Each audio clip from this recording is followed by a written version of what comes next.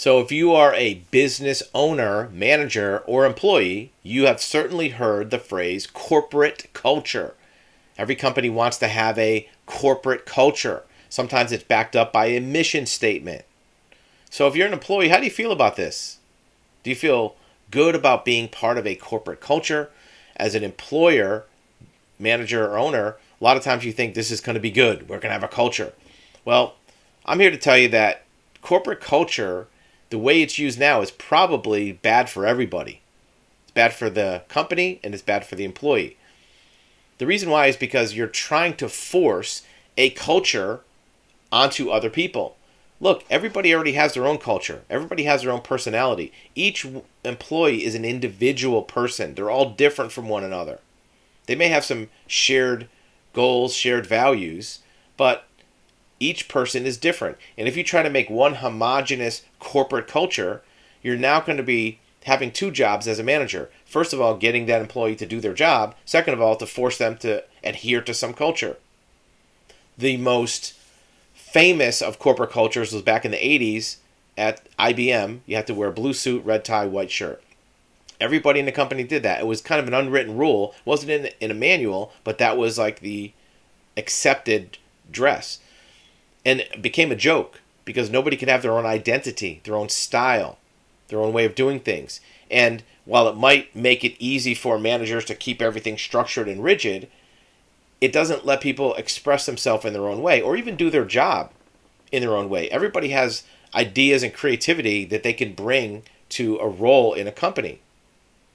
And if you force a corporate culture on everybody, it kind of boundaries people. It keeps people hemmed in where they can't do their own thing or even bring new ideas into a workplace.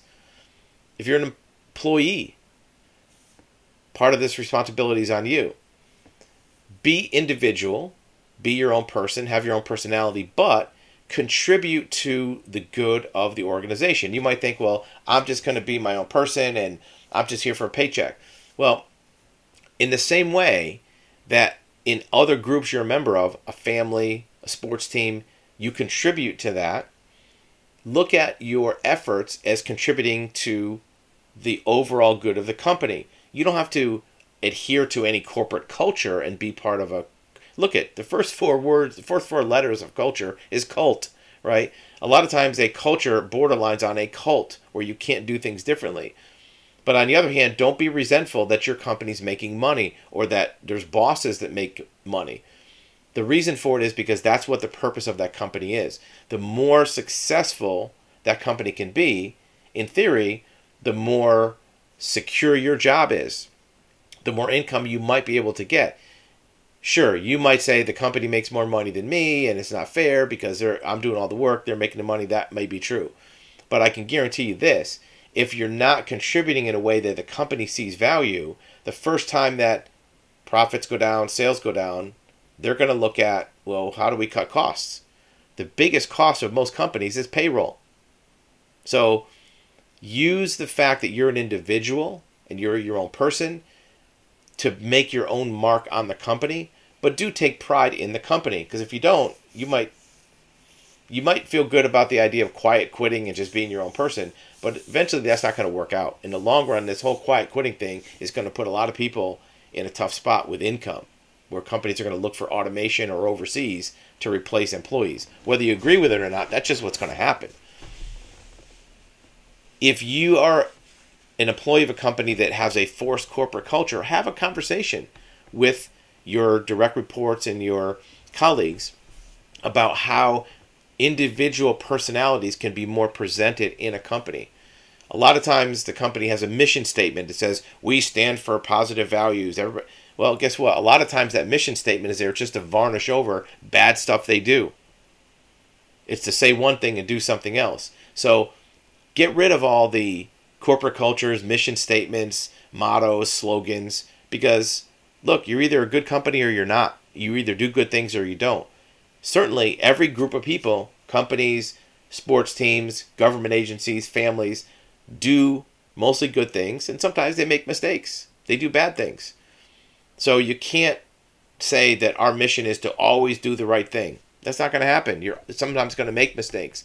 And if you have a mission statement or a culture that pretends to be something it's not, it obliterates all credibility and honesty that company says about anything else. If your mission statement says, we do the right thing all the time, always do good things. Well, if everybody knows that's not true and it's an exaggeration, then what credibility does any other fact statement that comes from the company have? Nothing. So corporate culture is something that seems like a good idea, trying to get everybody on the same page. You've heard the phrase, get everybody on the same team. Well, you're already on the team. You work at the company, you're on the team. What they're really trying to do is get you to conform to things that make it easy to manage you rather than having to do the work, to have you see the value in doing it, to do the work, to enable you as an employee to do things. And management is hard work. That's why managers get paid more money. It's very hard work. Don't make any mistake about that. But what they're trying to do is be lazy about that work to say, here's a slogan, here's a culture, here's a mission statement that automatically makes everything better, and they don't have to do the work in developing people and in encouraging and enlisting support from people. That's hard work.